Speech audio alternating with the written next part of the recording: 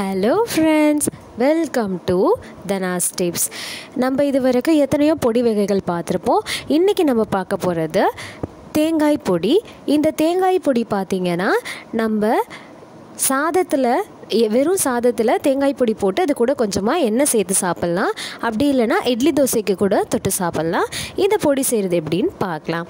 இதுக்கு தேவையான பொருட்கள்: தேங்காய் துருவல் 1 கப், காய்ந்த மிளகாய் 3, கடலைப்பருப்பு 1 ஸ்பூன், உளுத்தம்பருப்பு 1 ஸ்பூன், உப்பு, பெருங்காயம் மற்றும் எண்ணெய்.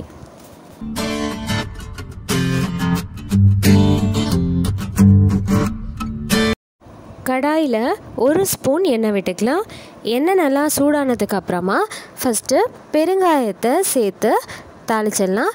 பெருங்காயம் நான் கட்டி பெருங்காயம் யூஸ் பண்ணுறதுனால ஃபஸ்ட்டு நான் பெருங்காயத்தை போட்டு கொஞ்சம் பொரிய விடுறேன். பெருங்காயம் பொரிய ஆரம்பித்ததுக்கப்புறமா நான் அதில் காய்ந்த மிளகாயையும் சேர்த்துட்டு வதக்கிக்கலாம். அடுத்ததில் கடலை பருப்பை சேர்த்துட்டு வறுத்து எடுத்துக்கலாம். கடலை பருப்பு நல்லா வறுப்பட ஆரம்பித்ததுக்கப்புறமா கடைசியாக அதில் நம்ம உளுத்தம்பருப்பையும் சேர்த்துட்டு வறுத்து எடுத்துக்கலாம். இது எல்லாம் நல்லா கலர் சேஞ்ச் ஆகி வாசனை வர வரைக்கும் வறுக்கணும்.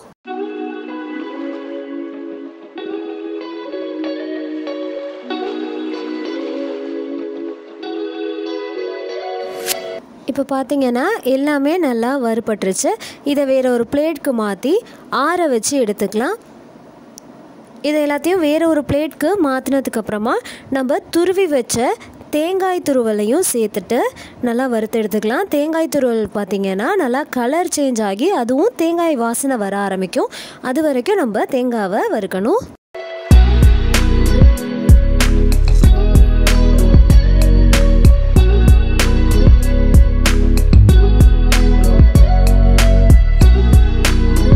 இப்போ பார்த்தீங்கன்னா தேங்காய் நல்லா கலர் சேஞ்ச் ஆகியிருக்கிறது உங்களுக்கே தெரியும்.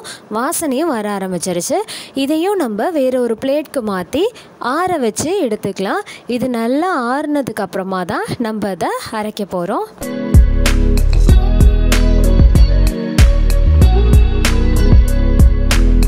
எல்லாமே நல்லா ஆறிடுச்சு.